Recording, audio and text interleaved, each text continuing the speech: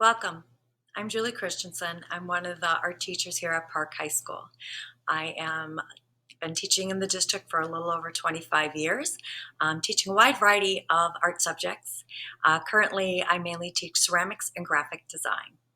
My contact information can be found on Park's webpage, and your student could also find it in Schoology where they may contact me. And Schoology is also where they can find lessons and turn in some of the assignments that are in the written form.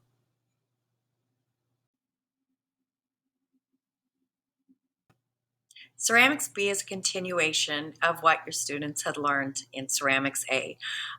So they're going to be used to that hands-on type of class and the same equipment to be used, same protective coverings, and all that will be the same.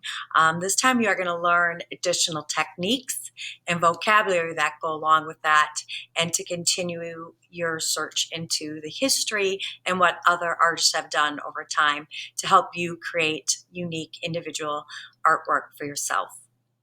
The pottery wheel is also more prominent in Ceramics B, so we'll get that in there more, and then we'll get better at the wheel. If that's really not their thing, a lot of the projects you have the choice then to continue to work hand building if that's more of what you like to work with.